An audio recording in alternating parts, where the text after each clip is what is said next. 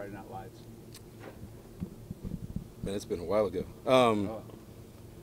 You know, it was, first of all, I appreciate all the people that were there. There's a lot of people. Somebody said maybe 5,000.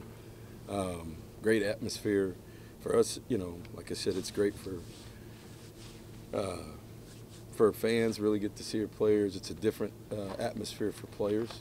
Some guys handled it. Some guys were a little bit shocked by it. That's the reason we do it. It really serves a lot of different purposes for recruiting. Obviously, it's great because it's got its own niche, as opposed to just Saturday scrimmages. It's kind of a dedication to Texas high school football and Friday Night Lights, and you know, for our fans that were there, it was great energy. So across the board, I thought you know, we had good competition. The guys played hard. We had over 100 snaps without special teams, which, you know, probably the biggest complaint I got in emails is it went too late. But it was such a nice night, and you know, it's the first time we've been able to be back out there in years on Friday night. We've been in here twice. We had the stadium renovation. Really, the first year was the only year we've been able to do it besides this year. So it was good. We got a lot of snaps, got a lot of different people in, and you know, just another evaluation. Was Osmond's performance just a continuation of what he's been doing? Yeah, that's the way he's played really since really the first scrimmage. So he's gotten better every scrimmage, and you know, physically he's where he needs to be. He was 219. I asked him before he went out there. He was 219, and so you know, he just needs to continue to keep working at his technique and understand the offense. And you know, physically he's you know, you see why he was so highly recruited, because you know, he's put together. Here's a guy supposed to be going to prom next month, and you know, he's already looks like he's been here 2-3 years. So he's going to ease that loss of Josh Reynolds, isn't he? What's that? He's going to ease that loss. I don't know. I mean, about that, you know, this guy that has that many touchdowns. Until you play, you never know. You know, nobody knew who Josh Reynolds was when he got here, and nobody said it's going to ease the loss of Mike Evans. So I don't know we ease those losses at all. We just try to find another guy that can play like that. And you know, this class of guys, I think, as people have watched he and his, Rashad Paul, you know, Quincy's Q's coming, really, Courtney's clearly coming off that knee, still working at it. But these young guys are good players, and you know, it's not a matter of if they can play. It's the summer's going to be big for them, from strength and conditioning wise. But them being here and going through spring football has really helped them, because they've done nothing but they've gotten better every week. So how do you assess the quarterbacks Friday night moving forward to the Maroon and White game? Will I see the same kind of distribution, pretty much equal? And how do you assess No. So big news today is that we're going to actually have a spring game, so people can stop yelling at me about the wacky scoring system. Oh, really? That 100 and some other schools use, by the way. But this we had in my office today. Well, actually in our staff room. The two captains for the game are Armani Watts and Christian Kirk, and so we drafted today a maroon and white team, coaches, players, everything. And so I'll release that roster tomorrow, and we're going to have a regular scoring system. We'll start off the game with our traditional, which we've done as our 12th man live opening kickoff, trying to develop, see if anybody's going to challenge Gillespie for his title of 12th man, his jersey, and then we'll have the roster, and we'll play the game. It's those guys drafted. We'll play the game just like a game, except for live punts and things like that, just the way it's been, and so that'll be some fun, and have different coaches on different sidelines, split it up, and have a true maroon and white game for the first time in probably a long time here.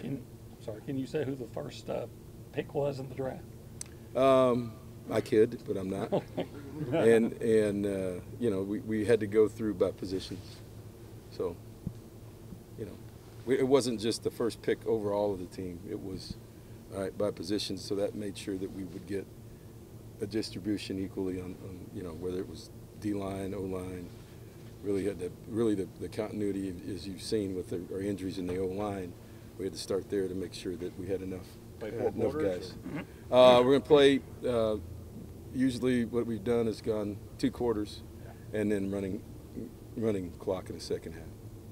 Ken, I'm curious if you've seen what you wanted to see from Eric McCoy at guard, and if that's someplace that he's probably going to stay. Yeah, you know, I have, but we'll see what you know, the evaluation really is going to come from Prater, you know, and see, we got some moving parts. We know what Eric can do, you know, playing as a freshman in this league. So really the evaluation is going to be about how Prater comes on and what he can do and the combination of those 2 guys in there. So, you know, Eric's big enough, he's strong enough, he'll be a year better as a player.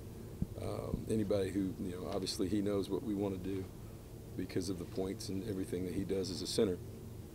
So, and physically he's going to be better than he was last year. So from that standpoint, we just got to see where Prater is and what the best combination is. You know, it wasn't until really a week to 10 days before UCLA that we moved to Luminor to tackle. So, you know, we've got some time.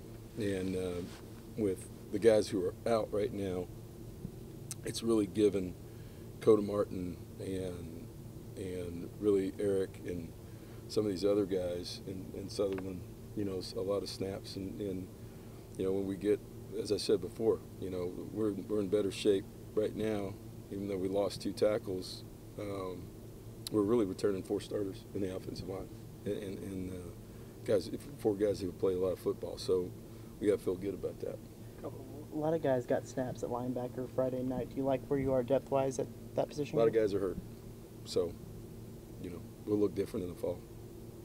With the way you guys drafted teams, and do you expect to see a very competitive game with the guys on Saturday? It's already going.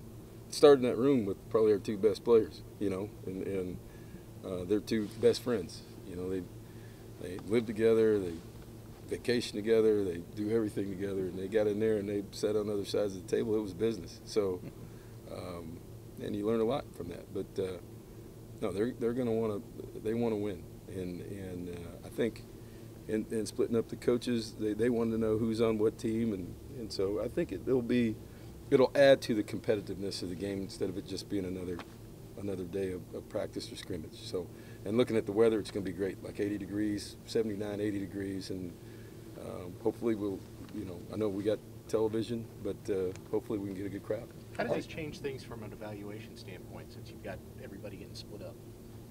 Well, for me, the spring game's never been about evaluation. That's what I figured. So our evaluation really was up until today. And, you know, it's a chance, I think, for our guys to really compete.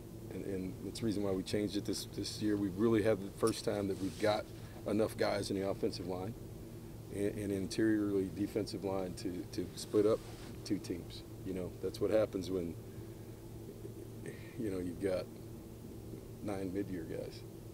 So that makes a big difference. How's Nick Harvey doing? Still evaluating. Are there any positions or specific areas that you can say that this spring you really were very encouraged by what you saw, maybe more so than some others? Well, I mean, since we lost so many receivers, you know, I think that was the addition of you know, we signed 27 guys, of which 9 are here, and how many of those guys are wideouts?